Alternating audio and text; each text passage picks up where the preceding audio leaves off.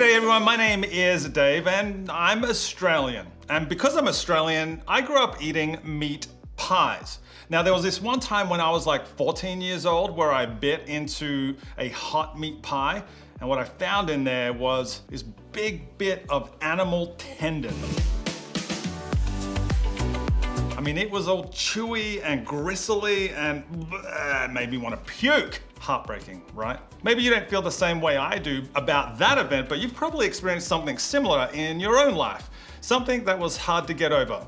Hard like a piece of tendon. Chances are that you've not only experienced something seemingly small or silly that was hard to get over, but you've probably gone through some things that were really painful and hard to move on from as well. We've all been hurt or disappointed or wronged by something or someone, and when that happens, it's just not that easy to get over. That might be what you're dealing with right now. Maybe you're having a hard time getting over something that really hurts in your life. The loss of a friendship, the painful words of someone else, the disappointment of not getting the part in a school play, the betrayal of gossip spread about you. Maybe you've been left out, uninvited, disappointed, made fun of, lied to, or heartbroken. And even if it happens weeks or months or years ago, when you think about it, it still hurts. A lot like my teeth too from that bit of tendon. For whatever reason, you can't seem to get over it. The truth is, we've all been there before, and unfortunately, we'll all probably be there again. Because sometimes people hurt us, they fight with us, they make a stupid comment that embarrasses us, they disappoint us, they end a relationship with us, they break our trust, and even though they might move on as though it never happened, we don't. We feel stuck in the hurt and betrayal and anger. We are most definitely not over it. So what do we do? When we're not over it and we can't move on, we tend to respond in a number of different ways. Some of us start giving people the silent treatment, hoping that it will somehow punish them for what they did to us. Others of us decide to pretend we're okay, even though we're not. Some of us act out saying things we shouldn't say, losing our tempers or taking our pain out on other people. Others of us try to distract ourselves, maybe shove our earbuds in our ears and tune out the world, or binge watch the latest Netflix series to take our mind off what we're feeling. No matter what it is you choose to do, I'll let you in on a little secret. It won't work. No matter how hard you try, it's not gonna help you move on.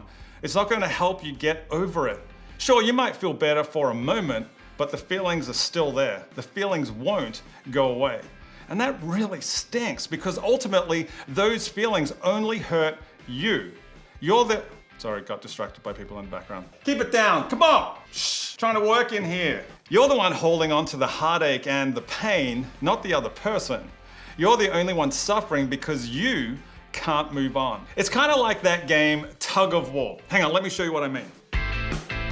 It's like when BB-8 and this retro R2-D2 have a rope between them and they're kind of pulling and forward. It would be like R2-D, it would be like, who is this? Imagine if BB-8 and this retro-looking R2-D2 thing had a rope between them. As they keep pulling, it just keeps going backwards and forwards. They're constantly stuck. Nobody's ever moving forward. That's kind of what this is like. Keep it down! Seriously, trying to be professional here. Can you imagine being stuck in a game of tug of war that never ends? Imagine how exhausting and frustrating that would be. Oh, head came off, so that's awkward. But what if I told you there was another option? What if I told you that you didn't have to stay in the struggle? What if there really was a way for you to move on and get over it? Today, I want to share part of a letter with you. It's a letter written by this guy named Paul, an important leader in the early church. Now, hundreds of years ago, Paul started a bunch of churches, and when he left them, he sent letters to encourage and teach the people there as they grew. And what's cool is that we can read these letters today because they're all recorded in the Bible. Paul wrote the letter we're going to look at today to the church in a town called Thessalonica. Now, Paul had been driven out of Thessalonica by guys who weren't super excited about the growth of the church and the spread of Christianity. They called Paul an imposter and a liar, so they spread rumors about him. They treated him terribly. How did Paul respond? Well, with this letter. It was kind of like the way he tweeted. He wanted to set the record straight, and without Twitter, he had to write a letter. So he did that. So he did that because he needed to remind the people of Thessalonica of what was actually true and help this church get through all the challenges they were facing. Now remember, it wasn't easy to be a follower of Jesus back then. Christians were often mistreated, much like Paul. That's why I think we can learn a lot about moving on from our feelings of hurt and betrayal and from anger from Paul. He knew exactly what it felt like to be treated unfairly. He knew exactly what it felt like to be betrayed, or lied to, or heartbroken, or wrong. And in his time, it was common to choose to get even rather than get over it. The people of that time lived by the law of retaliation. In other words, you hurt me, so I'm gonna hurt you. It was a cycle that didn't seem to end. And honestly, the people of Thessalonica probably thought that's what Paul was going to say in his letter. But instead, Paul did something different. Something that would break the cycle. He wrote, "Make sure that nobody pays back wrong for wrong, but always strive to do what is good for each other and for everyone else." This may not sound all that crazy to us, but in Paul's day, this was huge. In a culture that had been taught to pay back wrong with wrong, Paul instead told them to adopt a brand new way of thinking when it came to wrongdoing.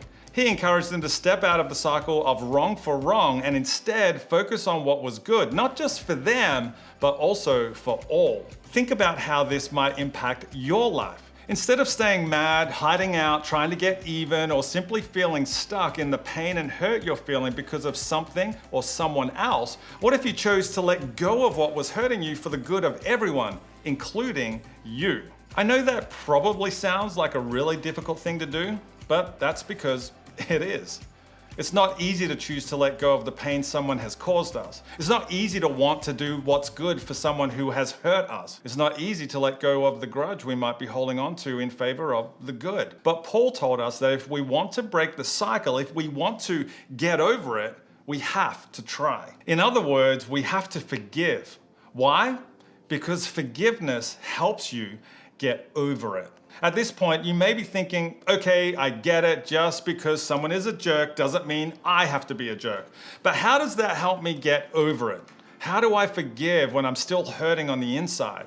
How do I stop playing this internal game of tug of war? These are good questions, and here's my honest answer. You have to make the choice to forgive, even when it's not fair. It's the only thing that's going to help you break the cycle of pain that you're stuck in right now. What happened to BB-8's head? I think I actually broke it. Whether you consider yourself a Christian or not, the first thing you need to know is that forgiveness doesn't magically make everything better. Paul certainly didn't have an easy life as a leader in the early church just because he forgave those who hurt him. What is happening? I'm out. Did we put the fire out? What is happening here? Paul certainly didn't have an easy life as a leader in the early church just because he forgave those who hurt him. He was jailed and persecuted, thrown out of town, but he made a choice over and over again to strive for what was good because he knew that it would not only help those around him, but it would help him as well. He made a choice to forgive, even when it didn't feel good right away, and even when it wasn't deserved. And that's the same choice we can make too. Forgiveness helps you get over it. And to help you get started, here are 2 things I want you to try this week. Number 1, give up. Give up your right to be mad. Give up your right to get even. Give up your right to hurt someone else because they've hurt you. That's the first step you can take towards choosing what is good. And number 2, let it go. Let it go, let it go. Don't hold me back anymore. That was terrible. Let go of the hurt you're holding on to and make a choice to move on and move forward in forgiveness. Letting it go doesn't always mean you have to run up and tell someone that you forgive them. It doesn't even have to be something you talk about at all. It could be something you do simply for yourself. Maybe you write a letter to the person who hurt you to get out all of your thoughts and feelings, but you never send it. Maybe you pray for them. Maybe you end that prayer with a simple, I forgive you and I'm letting it go. Let it go. Whatever it is, you know that Whatever it is, know that letting it go is a choice you're making to help you move forward, whether you tell the other person or not. We can't change our circumstances. We can't change the fact that people will hurt us or wrong us, but we can change ourselves. We can break out of the cycle of pain we feel stuck in by choosing to forgive. Why?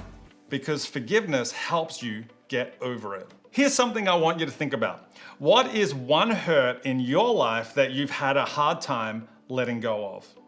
Oh, BB. This is the hurt that BB-8 has felt. The fact that his head doesn't stay on.